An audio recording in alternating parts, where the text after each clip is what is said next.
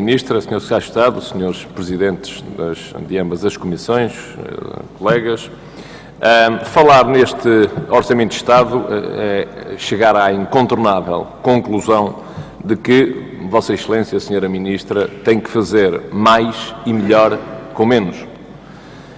Eu sei que é difícil, é de facto uma missão quase férrea, mas também que exige coragem, determinação, criatividade acima de tudo, mas também sei que não é impossível. E Vossa Excelência já demonstrou nestes 4 meses de mandato que conhece bem o terreno que pisa e que sabe bem quais são os caminhos que deve percorrer. Eu digo-lhe isto porque, antes de mais, já deu sinais muito importantes, podem ser simbólicos, mas também são pedagógicos. E os sinais são estes, relativamente ao orçamento.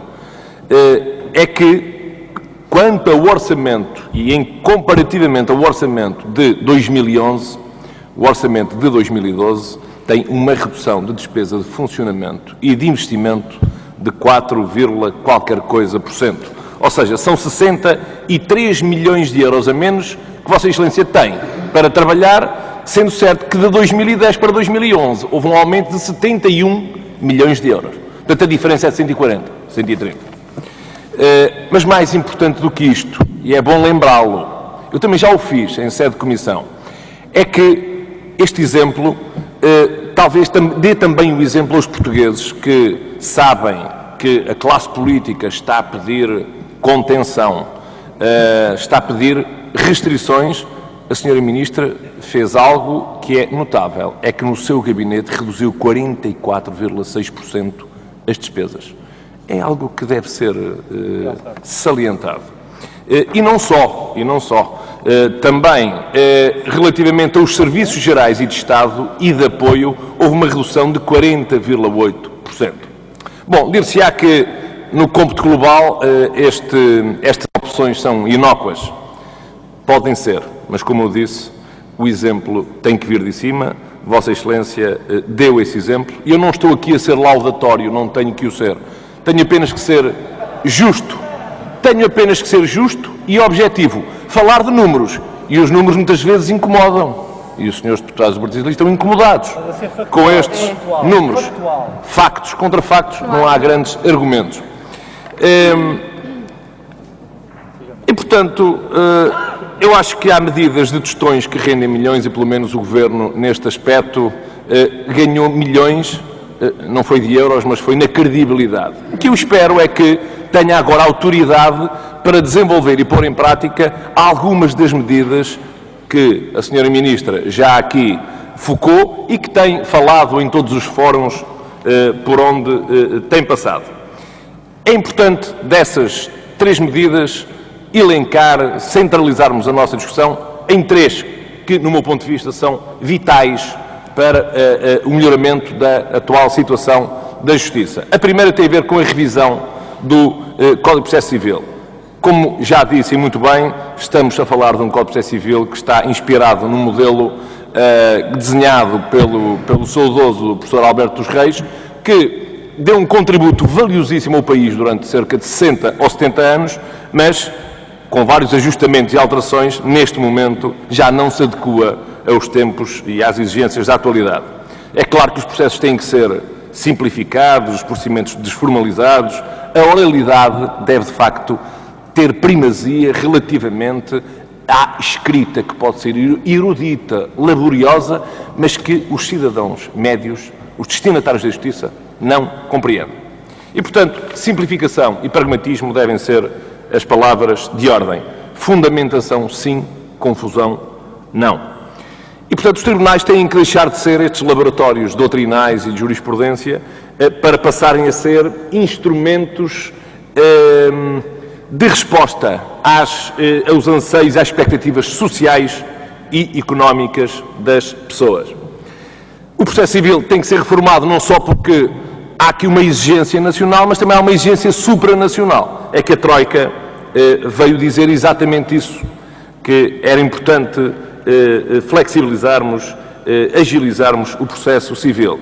E o Governo deu um bom contributo, a Sra. Ministra já falou nele, que foi a recondução e a renovação dos atuais elementos da Comissão da Revisão do Processo Civil. Mas, nesta área, Sra. Ministra, permita-me que lhe coloque 3 ou 4 questões que podem parecer pormenores, detalhes, mas são importantes para o país. A primeira, como é que o Governo espera reduzir as pendências de quase 1.700.000 processos, sendo certo que 1.300.000 são ações executivas? Portanto, como é que o Ministério da Justiça pode ajudar a economia nacional dando aos credores aquilo que está empoeirado em vários processos arrumados em prateleiras? Com o anúncio da quase obrigatoriedade das audiências preliminares, o que é que acontece ao despacho saneador? É aquela expressão, é aquela palavra que o cidadão comum não entende e o advogado tem dificuldade em explicar o que é um despacho saneador. Mas o que é que acontece a essa fase processual? O regime da suspensão da instância é para manter ou não? As sentenças passarão ou não a ser feitas através de formulários ou minutas próprias previamente elaboradas? Quanto à ação executiva, Sra. Ministra, que é de facto o verdadeiro tumor desta sanidade da Justiça, o que é que vai mudar verdadeiramente? A tramitação do processo é ou não para manter fora dos tribunais? Até 2003, nós sabíamos que havia execuções velhas que eram tramitadas pelos tribunais. De 2003 a 2008, com a reforma da ação executiva, começaram a coexistir execuções velhas e execuções novas, tramitadas pelos tribunais e tramitadas pelo agente de execução. A partir de 2008, passaram a existir execuções novíssimas, que são aquelas que só são tramitadas, ou esmagadoramente tramitadas, pelo agente de execução. É para manter, para melhorar e de que forma? Segunda questão, reforma do mapa judiciário. O modelo desenhado pelo anterior Governo era pouco, eu diria que pouco cosmético, para usar uma expressão generosa, mas também pouco económico. Pouco cosmético porque estava assente um modelo de organização administrativa que os cidadãos não percebem. Ninguém sabe o que são NUTS 2 nem NUTS 3. E, portanto, aquilo que o Governo quer fazer, e no meu ponto de vista muito bem, é fazer aderir, é associar o modelo de organização judiciário a um modelo de organização territorial distrital. E, pelos vistos, o Partido Socialista, ao aceitar que este assunto fosse revisto em sede de negociações com a Troika, também percebeu que o modelo das 39 comarcas não era um modelo perfeito, ou pelo menos que exigia aqui alguns ajustamentos.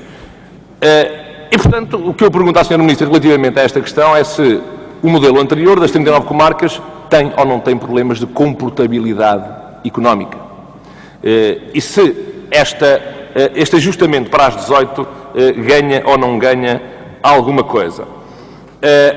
Mas, relativamente a isto, Sra. Ministra, e rapidamente, os tribunais físicos, os edifícios, das sedes de conselho, que não são das grandes instâncias, é para se manterem ou não? Com que funções? Passam a fazer julgamentos? Têm competência especializada e só especializados? Termino já falando de um último assunto, Sra. Ministra, que tem a ver com a corrupção. É um lugar comum dizer-se que é preciso moralizar a vida pública. E já estão gastos e são reincidentes as proclamações do combate, que o combate a este crime são pilares da democracia. Mas há algo que é quase insólito no nosso país, e isso não é reincidente, é alguém ser preso por um crime de corrupção. As iniciativas legislativas, nós já sabemos que proliferam por aí, os resultados é que não. E o que eu pergunto, Sra. Ministra, é que terapias tem, que ideias tem para inverter este estado de coisas? No fundo, que soluções tem para que os portugueses possam acreditar na justiça? Muito obrigado. Muito obrigado, Sr. Deputado. Sra. Ministra.